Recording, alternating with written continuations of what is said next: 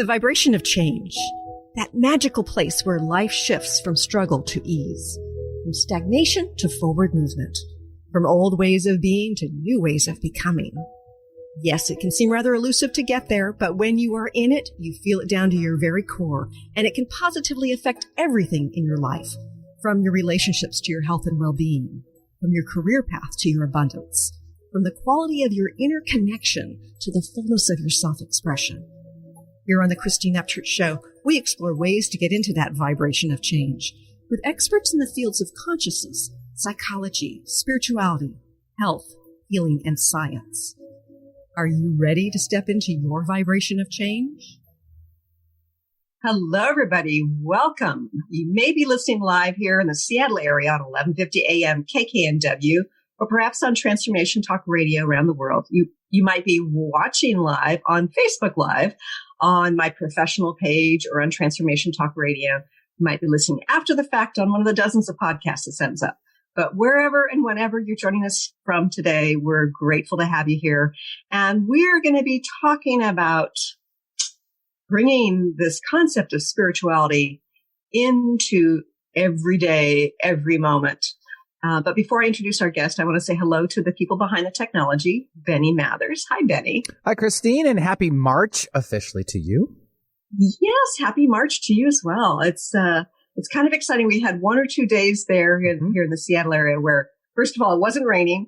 And secondly, it felt kind of warm, a little bit warm. I think we've taken that turn. I think we're heading in the right directions for spring. And oh my God, it's summer! I can't wait. I know. We live for our summers here. I know, right? Yeah. And hello, Olivia. Thank you for doing what you're doing over at TTR. Of course. So does your cat and dog, do they get spring fever when it starts to get warm? You know, my dog gets really itchy. Oh, interesting. He's reactive to that pollen too. So. Oh, yeah. I got 2 cats with asthma, so I know how that goes. Yeah. But he's excited about the sunshine, I'm sure. Just like me. And I'm really excited about our guest today. It's interesting because she was a columnist for a particular publication that I had my first article published in. I ended up having several articles published. And she's also local. So when we're talking about the weather, she knows exactly what we're talking about here. And her name is Colleen Foye Bollen. And she believes that everyday life holds a whole lot of magical moments. She's got a book out called Savoring Life's Spiritual Moments, The Alchemy of Transforming Everyday Experiences into Life-Changing Events. And she shares a collection of engaging stories, and then she also has little exercises for us to do as well. She's an artist, and she loves expressing her creativity in a variety of ways. She's an author, obviously, a collage artist, and a storyteller. And the storytelling, I think, is so important. We're going to talk to her about that. She's also a Jinshin Jutsu practitioner. I don't know if I'm pronouncing that right. And owner of a healing arts practice called Flowing Stillness, which I love the name of that. Combining her years of teaching with decades of writing, she conducts workshops about writing, spirituality, and creativity. And she lives locally here in the Pacific Northwest. I'd like to welcome our guest today, Colleen Bollen. Hi, Colleen. Hi, thank you for having me on your show. You know, you had a weekly column in, or was it monthly column in New Spirit Journal, right? Is it weekly or? It was weekly, monthly. Okay. And I think these days it's online, it's weekly. How long were you a columnist there? I had a column called Everyday Spirituality for 5 years. 5 years, yeah. And it's funny because I started advertising with them right when they came out. Somehow, I overheard a conversation in a bookstore about this new publication coming out. And I tend to pay attention to how my body feels to something. It's like, oh, I need to know more about this. And it's, run by Krista Gibson and Rhonda Dixon. And it's just a wonderful publication. So first of all, I want you to share with our listeners how you ever started writing and how you got involved in writing and ended up being a columnist. I actually got started in writing because I chose to use cloth diapers for my children instead of throwaway plastic ones. Uh-huh. The bag of fresh diapers once a month was a little publication that the diaper service put out. Uh-huh. At the back of this publication one day was a little notice that said some moms got together to share their writings, and I thought it was just moms who sat around, eating tea cakes and talking about what they wanted to do.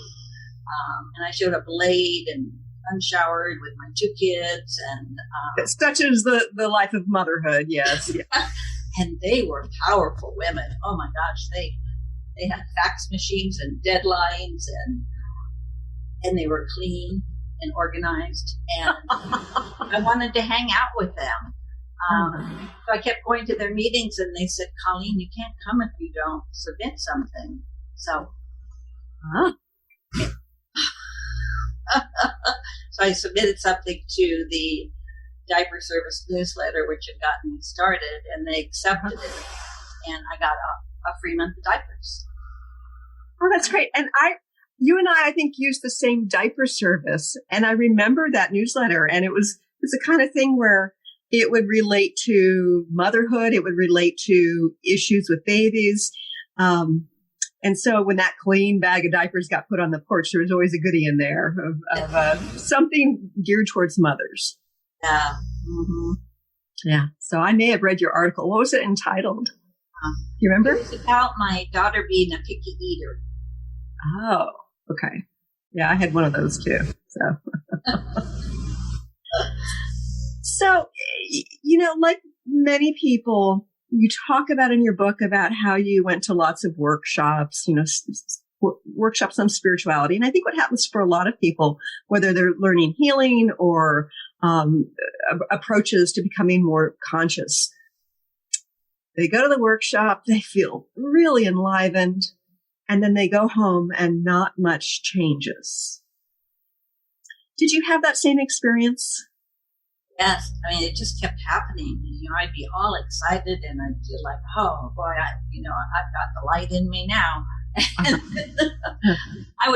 Sometimes I would be driving home from the conference, and I wouldn't even make it home before I'd hit traffic, and I got mad, and it felt like everything I had just learned was erased from my mind. And right. That was partly how I decided to do my book. Is just for myself, I wanted to figure out, well, what would happen if I actually use these tools that I'm, paying money to learn. Right. At the time, I found ones that worked for me and that I think work for other people. It's challenging, I think, because we have a tendency to compartmentalize spirituality. I have a real issue with that because I think that the juiciest spiritual moments happen when we're going about our daily life. It has nothing to do with the meditation room per se. It has to do with how we're engaging with life at the moment. And here comes my cat, Indy. Speaking of engaging in the moment, how was it you went from being frustrated with traffic after your seminars, feeling like none of what you experienced that made you feel so good stuck? How'd you go from that to embracing spirituality on a moment-to-moment basis in life?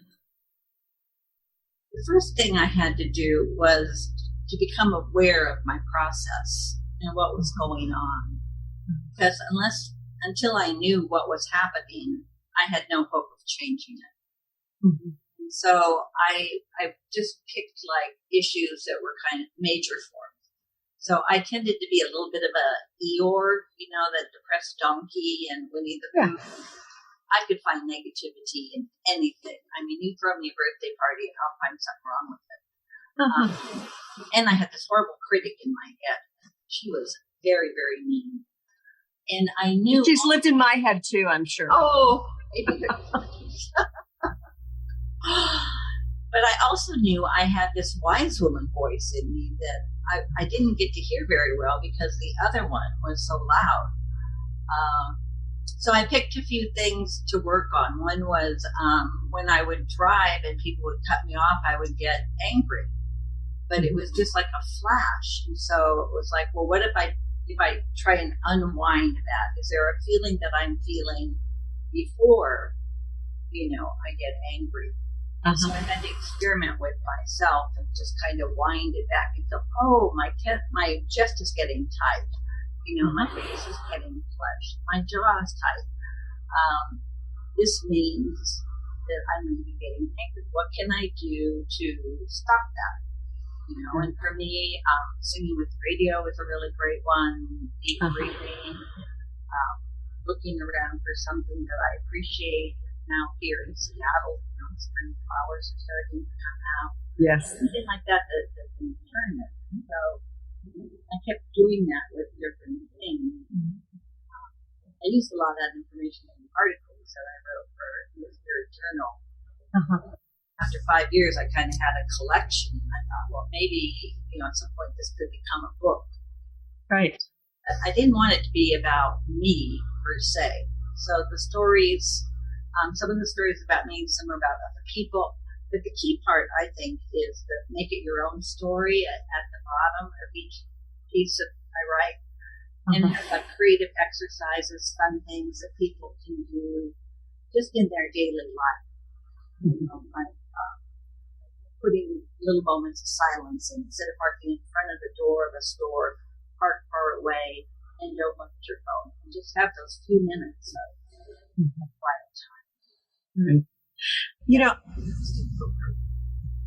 There's something that I do occasionally when somebody cuts me off in traffic that seems really counterintuitive to keep me in alignment. I will swear. And then I'll laugh at myself. It's kind of like I've listened to the word that came out of my mouth and then I'll find it amusing. So it's kind of like, it's not the worst behavior in terms of the energy, but it's some of the bad behavior in terms of the action. I don't give anybody the finger or anything, but I might like just say, whatever, idiot. And then the observer in me will see how human I'm being and find it totally amusing. And that dichotomy kind of re-engages me in a more centered way. And I never would have expected that, years ago when I started taking those seminars, thinking swearing is going to help me stay more grounded and spiritual. That just shows how personal it is, that what works for one person will not work for the other. And so we just need to figure out our own systems and what works for us. Right. And I think that we have a tendency to take ourselves very seriously within the context of, quote, being spiritual. Can that cause problems if we are so serious about it all when we're trying to experience spirituality in our lives? Well, that reminds me of a topic that relates to your book, the idea of seeking, where you're like really intensely looking and focused and kind of believe. And I've been this way myself, so I understand it. That there's an end point. If I do this and this and this, I will get the golden egg. I will get, whether it's enlightenment or whatever, there's a thing that I'll get. And I have found for myself, and I've talked with other readers who agree that there is no there. It's a constant journey. Mm-hmm. Or we can fold it into our lives and not have it be a specific day, a specific time, a specific thing. That way, we get to have it all the time, which I think is wonderful. So whether I'm, out on a walk in the rain, or I'm taking my trash out and I'm kind of not really liking that, but I appreciate I have the abundance to have trash. Right. So there are little things that I can do every day that will bring it in, and I don't have to wait for someone to instruct me, and I don't have to wait for a specific day, time, location. So we've been talking about being spiritual, but I want to know for you, what does it mean to be spiritual? What does it mean to connect with our spiritual nature? I was raised to be Irish Catholic, and my family was very, very involved with that. And when I realized that wasn't for me personally, I thought I had to throw out all religion, because that's what I had learned, that it was the only true church. And so if you throw it out, there's nothing else around. Right. I lived for a lot of years without any spirituality, and I really wanted it, but I didn't know where to get it. It was the summer that my two best friends were diagnosed with terminal cancer. Two of them. Oh. Broke me open. And all of these people that my friends knew were coming in and saying, well, there's this spiritual idea and that spiritual idea. And I was so broken, I was open to what they were saying. And so I saw how, I couldn't change what my friends were going through, but I could help make them happier during the time they had here. And I could help their family, and I could help myself. And to me, spirituality is internal. How do I feel being in my own body? Do I feel scratchy and out of sorts, or do I feel peaceful and calm and competent? And I just prefer feeling happy and finding joyful things on a daily basis. Right. And I love that you're talking about being in your body, because I think that for so many years, for decades probably within the consciousness movement, the focus was sort of reaching outside of the body, so to speak.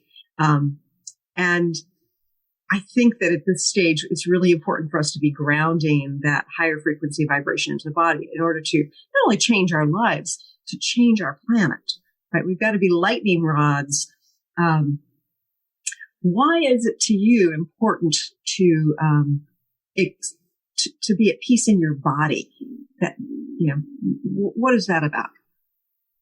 My body is a barometer for me, and sometimes it'll just like vibrate, and then I know things are not as copacetic as they ought to be, and I need to sit quietly or go for a walk, or maybe I need to eat something. But I kind of have an alarm clock that goes off. And I also have gut reactions where sometimes I'll walk into a store, gotta leave the store. And I don't know why per se I have to leave that store, but it's a physical reaction. I need to be in the store. And so I've learned to pay attention to that. And I know for other people, they have a voice they hear that says, get out of here. Right. So other people experience these things in different ways. And I think that's, again, one of the reasons why mindfulness is important. So you can learn, how do I feel things? How do I understand things? Okay, now I know what my mode is. Now what do I do with that? So I think that's, those little quiet times are really important for all of us with our lives. So. And I think that over the years I've developed an understanding of my body's messages relating to like getting out of the store, or that something is in alignment. For me, I feel tightness in my solar plexus if something feels off. If something is really resonating with me, or I'm getting like this concept of this notion that it's true.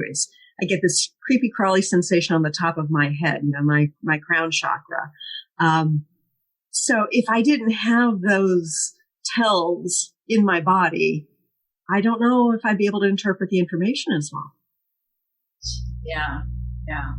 And I think, different people, different readers that I've talked with, they do have different ways. Some people see colors, some people, take messages from outside, so they might be in that store that you and I don't like. and they hear, the song, "Get on the bus, Gus, making new plans," and they right. go, let me listen to that, and maybe I should leave too. Yeah, yeah. So I love the story about how you were led to becoming a healer. Can you share with our listeners a little bit about that? Yes. At the time the story took place, I had been doing dream work for maybe 7 or 8 years, and I was planning a trip to Mexico. And I had a dream that a friend had a book I should read before I went. So I knew to follow through. So I called the friend and I said, "Do you have a book about Mexico?" And she said, "I've got one about Mayans. Is that close enough?" I said, "Tell me the title and I'll find it." So she did, and I read the book, and it was very esoteric. I mean, I understood the words and the words, planet, but what the man was really saying, I did not know. And then I came to a part where it said, Jin Shin Jitsu has 26 safety energy locks. And my body kind of vibrated and went, ooh, pay attention to that. So, I had that in my mind, and I went to Mexico, and I went to Chichen Itza, which is these ancient pyramids. Right. A very hot day, hot. And I just wanted somewhere cool to be. So I found this old building that used to be like a sacred sweat lodge kind of a building. Mm-hmm. I sat in there with my back against this cool wall, and I was just meditating for a few moments, and I heard this voice say, "We're not kidding. You need to learn Jin Shin Jitsu." I was like, okay, I can do that. So I came home and I looked it up on the internet, and it turned out that Jin Shin Jitsu teachers travel around the world. And so there was a teacher coming to Seattle in about 3 months or something like that. And I went to the class. I didn't have a session, a Jin Shin Jitsu session. I didn't talk to anybody. I just totally based it on the dream and message from when I was meditating.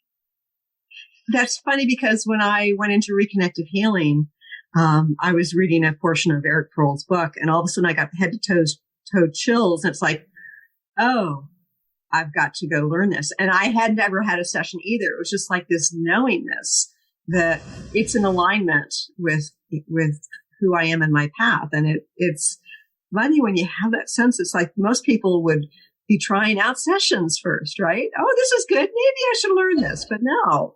Yeah, that's funny that you and I had that same experience.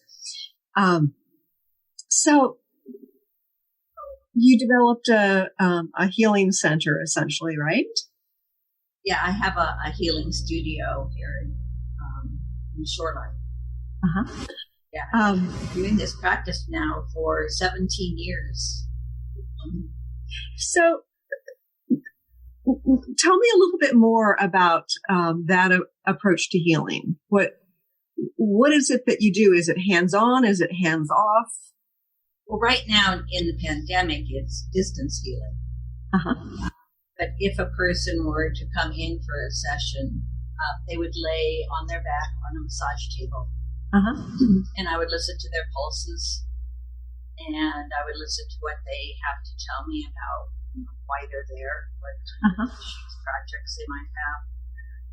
And then with Jin Shin Jitsu, there are little segments of each treatment that are called flows. So there might be the lung function flow, or there are 26 points on the body that are called safety energy locks. Sometimes they get locked or blocked.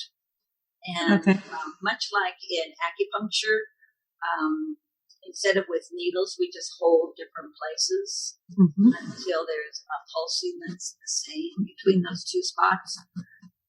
And that means that line of energy is open. That makes perfect sense. We need to go to a break, but when we return, I'm going to want to hear some more of your stories and some advice on how we can integrate our connection with our spiritual nature, in our everyday life. Stay tuned for more with the author of Savoring Life's Spiritual Moments, Colleen Foye Bollen. I'm Christine Upchurch, and this is a Stellar Reflections Minute. Years ago, when facing cancer, without any immediate treatment options, I sought healing by making various life changes. For a while, I followed a very restrictive diet. I often found myself obsessing about which foods were good and which ones were bad. Then one day, I realized I was consuming foods based on fear of not getting well. But I didn't want to make choices out of fear anymore. I decided it was far better for my immune system if I allowed myself to experience the joy that came from, say, eating frozen yogurt, than it was for me to ingest the fear that came from avoiding it.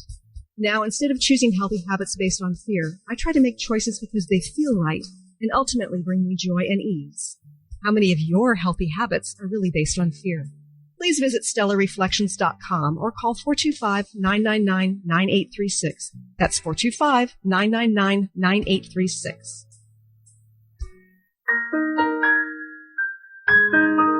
When you lose a child, you find yourself part of a club that you never chose to join.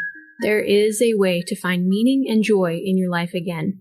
Jen Ripa has created a 6-week sacred grief system, helping you let go of grief, heal with compassion, and understand what's available to you in the rest of your life. It can feel scary acknowledging that a part of you wants to move forward because you're not sure how to do it in a way that honors your child.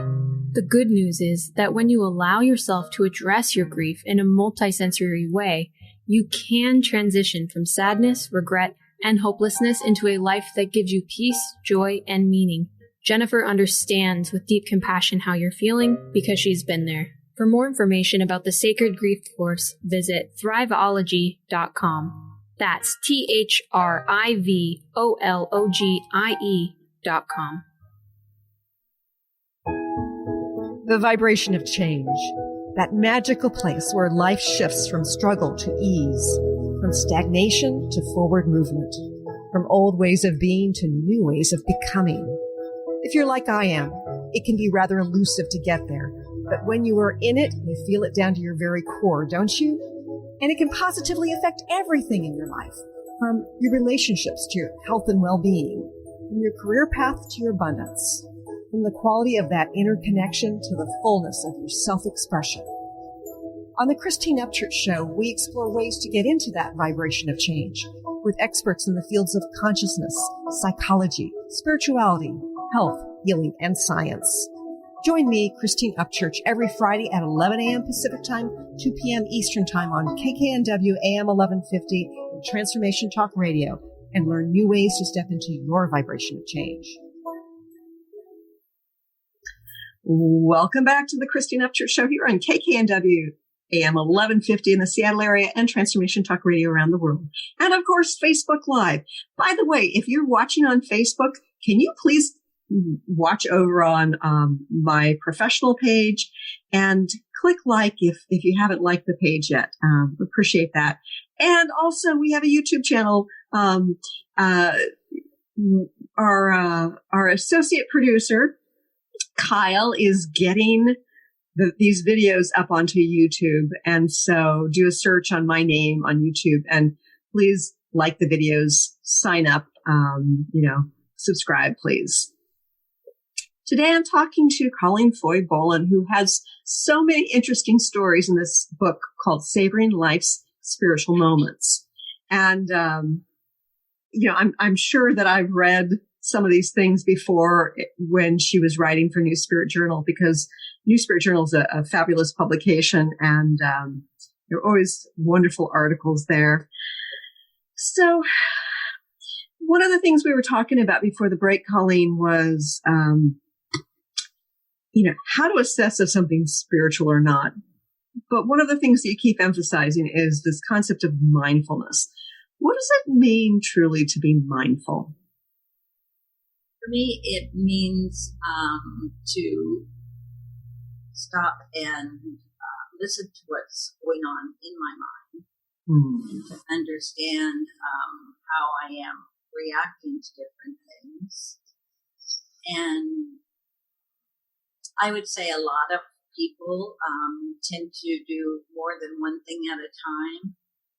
So may not be totally focused on one project while they're doing the other project simultaneously. And so to just choose one thing at a time to do and to pay attention to it. You know, if you're washing the dishes, to feel that water and that soap, and maybe even have a moment of gratitude that we have water coming out of our faucets. I mean, there are people in the U.S. who don't have that right now.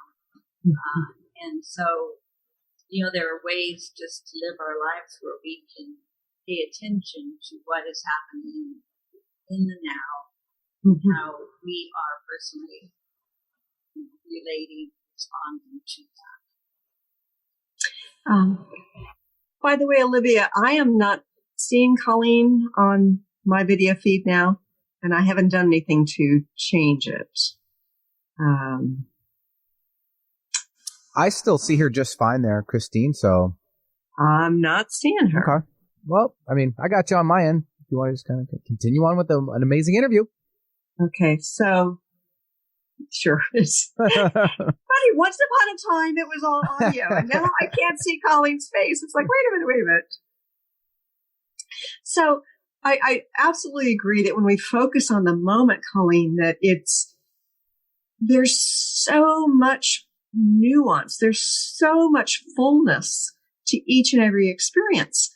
It's kind of surprising, like how, you know, I'm certainly not mindful all day long as much as I may try, but when I am, it's kind of surprising, like, oh, I start to feel the texture. I start to hear certain sounds. It's a very different experience than just sort of going about the daily routine, doing what I always do and not really thinking. It's kind of like when you get into a car, you can go from point A to point B and realize, I don't even remember the drive in between because of where my mind was at. Are there certain exercises we can do in order to kind of train ourselves to become more mindful throughout our day? Yes, there are. And in my book, I have a number of different ideas. One might be when your phone rings, instead of answering it on the first ring, you know, taking a moment to take, you know, a couple of breaths and then answering it.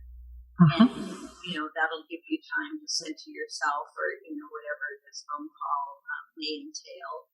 And, you know, if you're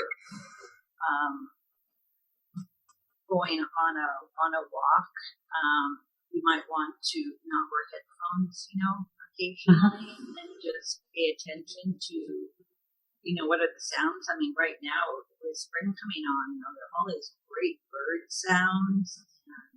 Frogs, too. Yes. And just paying attention to some of those things.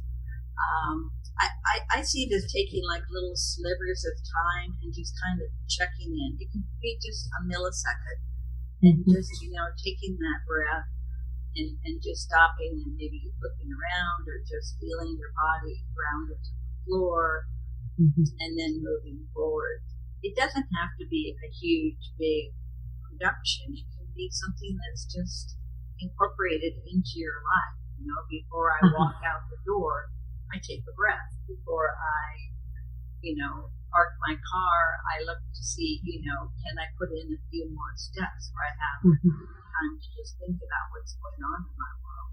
Right. If we don't think about what's going on in our world and our lives, then we don't know that we have a choice in how to change it. So before, you know, we need awareness. Yeah. If I'm not aware of it. Right. And by the way, I can see you again, which is great. Not sure about the technological glitch.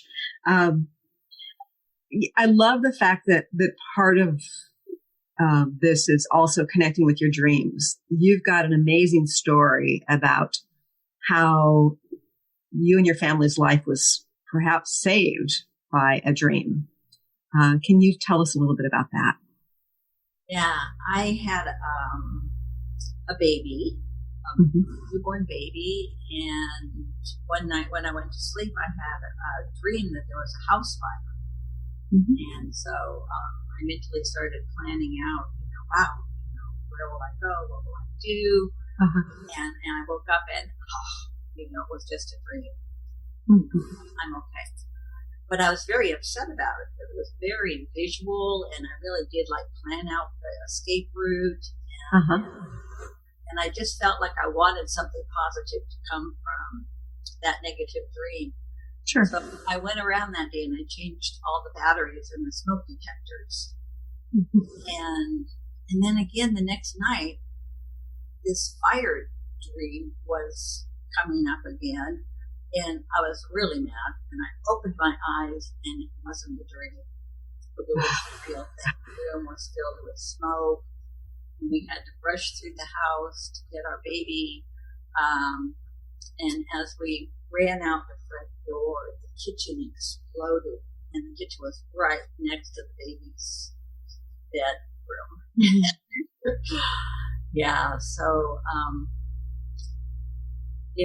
that dream really helped me to plan out the escape route, and it also, the batteries being changed, the smoke detector was what alerted us to there being a fire. So in two ways, that the pre-dream of the fire helped us when the next day we actually had it. Yeah, that's amazing, because oftentimes we'll have dreams about something, and it may just be the fire in your house could represent something else completely, and yet it was disturbing enough for you to actually make some plans and change the smoke detector batteries. That's an amazing story. Your connection to your dream, your knowing that your dream is meaningful and taking action based on that probably sounds like it saved your baby's life. Right. Yeah.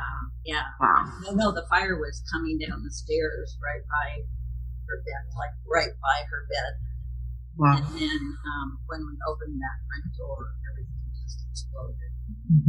Yeah. So I know that you were married, and then eventually you got a divorce, and I know that I've been through that too. It's a difficult and yet very fertile process, right? It's an opportunity to examine so much about life. Can you tell us a little bit about your experience about, if that contributed to your connection with your spiritual nature, and if so, how? I think I was already pretty connected to my spiritual nature before I got the divorce. I wasn't as connected with my everyday person. When I first separated, the first time I went to the grocery store, I walked in and went, I wonder what I like to eat. Because it had always been, a joint decision before, what time to go to. So I bought all the things that I loved, and I went home and I had a potluck by myself. Oh, I love it. Yeah. And for me, it's funny because I went through a stage where I felt like it had been in the past, symbolically, I had been on a motorboat with a GPS and knew exactly where I was going, what island, what location.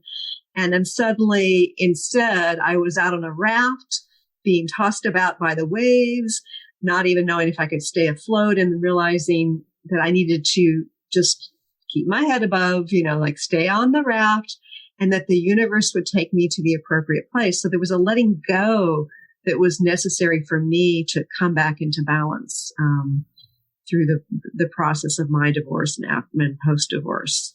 And for me, that surrender piece has always been huge. And I've done a lot of resisting, the surrender. So it's, that was very helpful for me. Those things we resist sometimes are some of the most beneficial things we can experience. Yeah, it's true. Yeah. So do you have other suggestions for our listeners about how to bring our spiritual nature into our moment-to-moment life? Yeah, I mean, there's just quite a number of ways. One of the it's kind of silly, but it works, is doodling. I love doodling, just, scribbling pictures and stuff while I'm talking to people. And it helps the information filter through in a different way. I mean, they've actually done research on doodling. There are presidential doodles in their presidential libraries. It just, it helps, the unconscious mind and the conscious mind kind of go in different directions so that a deeper kind of thinking can go on and process. So that's one way. Turning off, different ways of receiving noise. Turning off music and TV and everything. Just having moments of quiet time. Paying attention to dreams. Potentially have a dream journal by your bed. And even if it's just the tiniest little thing, like you wake up and you remember the color green, if you write that down and then, the dream maker knows you're going to pay attention, more will come. But when I first started doing dream work, I read a book, and this man in the book only remembered pink from his dream. That's all he could remember. And it changed his whole life. It changed his career. It changed his relationship, changed every aspect of his life when he was in a dream group and they worked on, what does pink mean to you? And they wow. different things. Yeah, it was just very powerful. So what about music? Does music play a role in connecting us with our spiritual nature? I believe so. Music is very powerful. And there are so many different ways that you can use it. You can use it in movement. You can listen to different kinds of music because, in the West we have kind of one way that music is played, but for other countries they have some music that might sound dissonant to us. That kind of shakes things up in your mind in different ways. So that could be good to experience and to see, does that elicit new thoughts? They even use music for stroke victims and who have lost their ability to talk. And when they are first relearning how to talk, they do it in a very sing-songy way. And then they slowly take the sing-song out and the person can then speak. So, interesting. Yeah, they found it helps with surgeries that sometimes people take in their own music. So that when the surgery is going on, their unconscious mind has that music that allows them to be calm.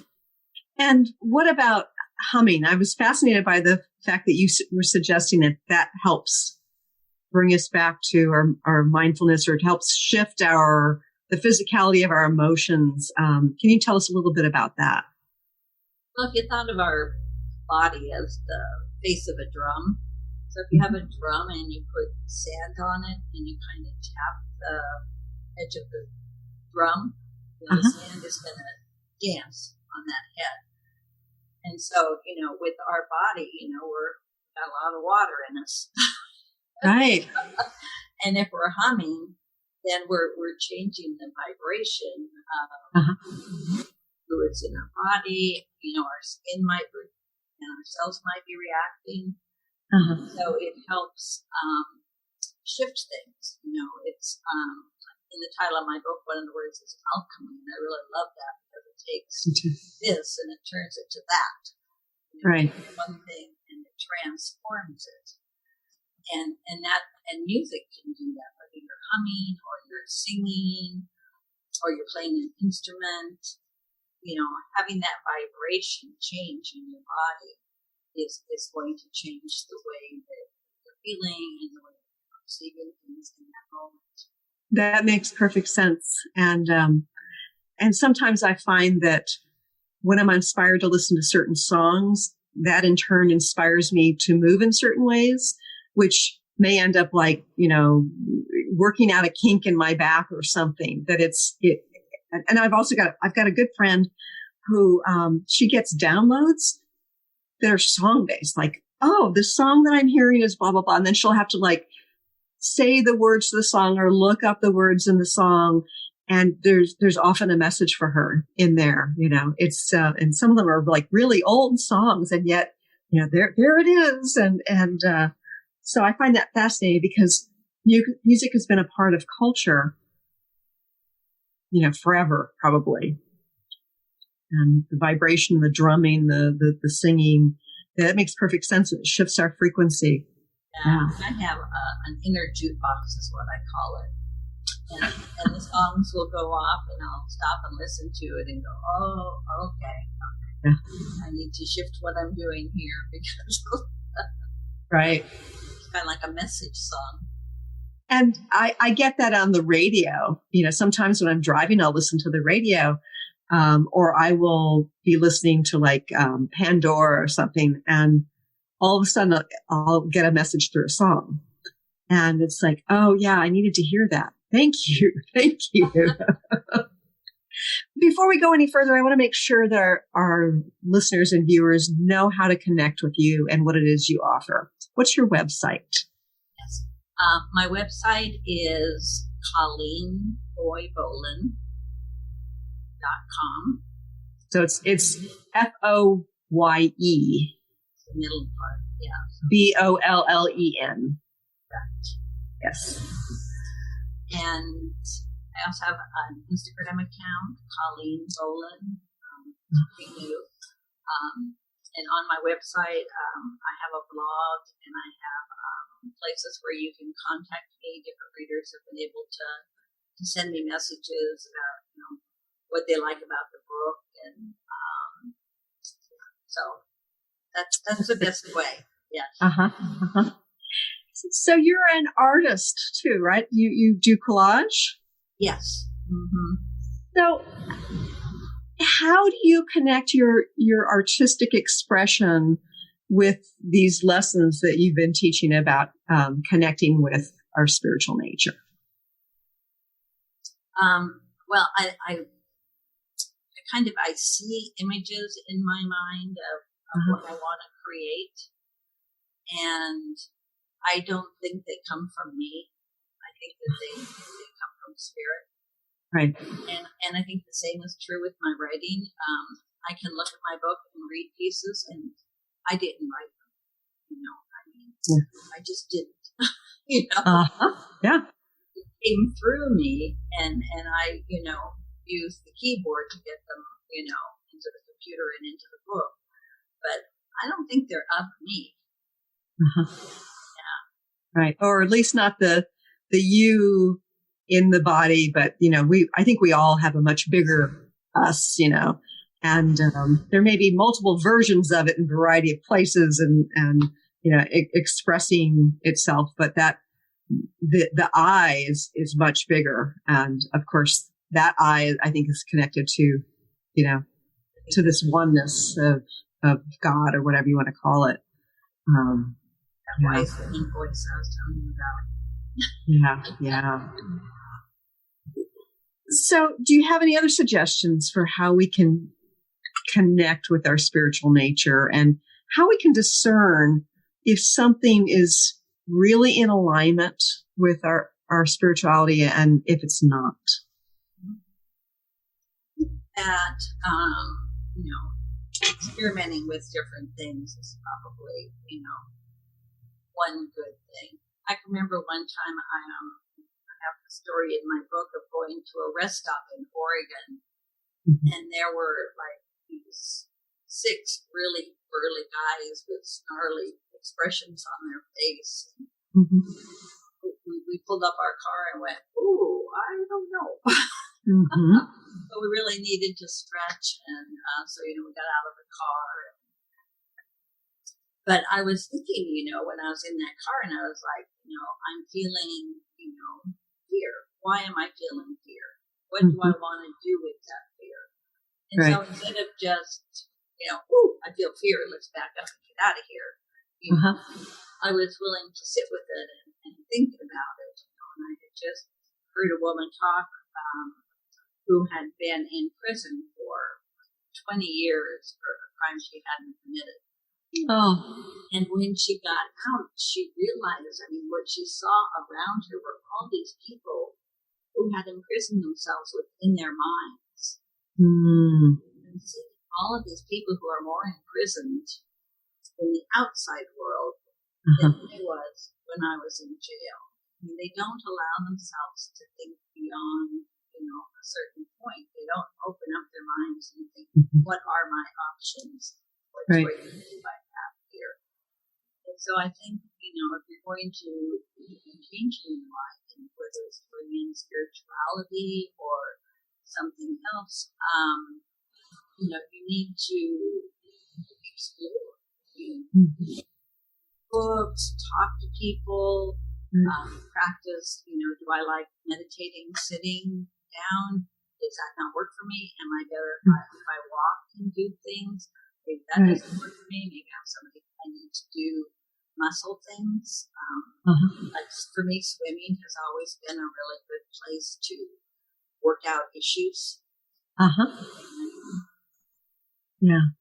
And I find it interesting that, I think meditation is very valuable, can be extremely valuable, but I think that people often have this perception that if they haven't been doing the so-called spiritual things, then they're not connected to spirit. And it's really a backwards way of looking at it, because it's to enhance as opposed to being the connection. We have the potential to always be connected. Yeah. And I don't think, I know I don't do it 100% of the time. I don't think that I'm ever going to reach a point to where, I'm elevated over other people. I see this whole process as something that makes my personal life more enjoyable. I'm happier. I'm more at peace in my body. I've learned to quiet the main inner critic in my mind. Hear the peaceful person, who lives there as well. And for me, that's spirituality.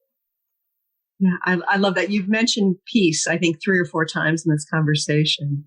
And I think that is a wonderful state of being when we are there.